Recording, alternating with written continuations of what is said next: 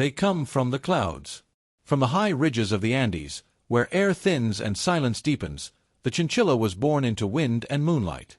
There, among the stones, it learned the art of survival, soft as snow, fast as lightning, quiet as breath. When the world looks at a chinchilla, it sees fur, impossibly soft, denser than any other on earth. But what the world often misses is the story woven within that fur, a tale of resilience, balance, and the power of gentleness.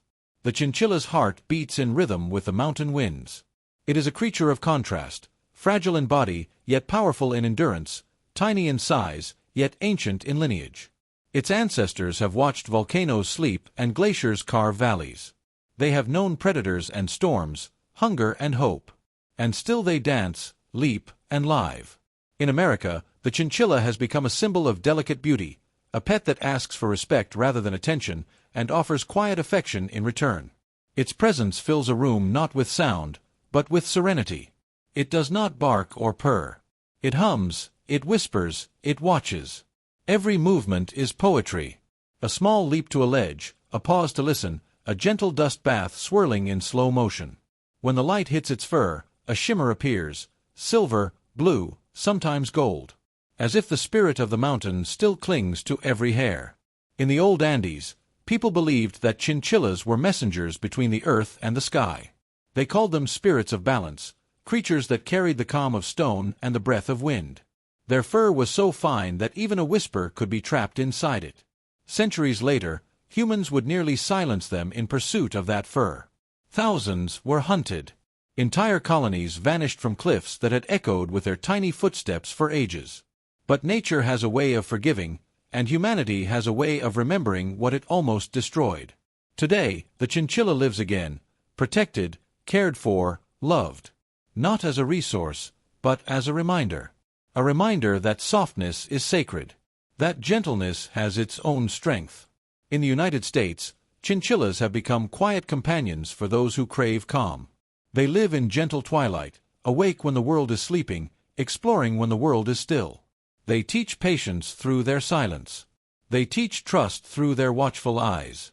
A hand extended too quickly earns a hop away. But a hand held still, calm, patient, soon feels the touch of tiny paws and the acceptance of a creature that gives its trust sparingly, but fully. To care for a chinchilla is to learn balance.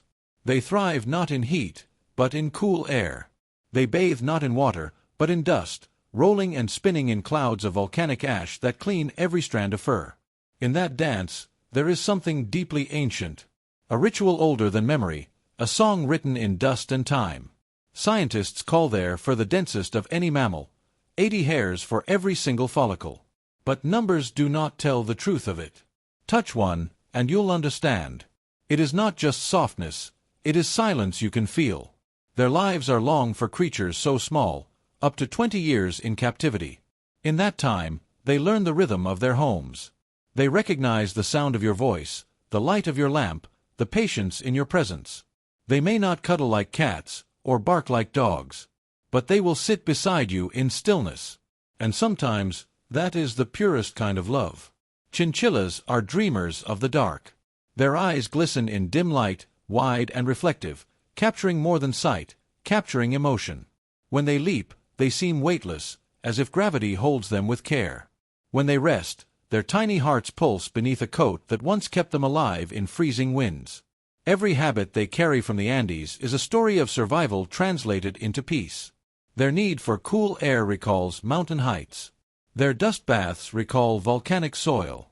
Their quiet recall the eternal hush of the peaks where clouds and earth meet. And yet, here they are, living in apartments and homes across the United States. Tucked into wooden shelters, nibbling hay and raisins, symbols of endurance reborn. What draws us to them? Perhaps it is the reminder that beauty does not have to be loud. That strength can live in gentleness. That even the smallest creature can carry the memory of mountains. In every leap and every glance, chinchillas whisper what the world too often forgets. That peace is not the absence of struggle, but the grace to move lightly through it. As night deepens, they emerge, stretching, cleaning, exploring, their fur catching every flicker of light like frost on moonlit stone. They are the guardians of midnight calm, the keepers of stillness.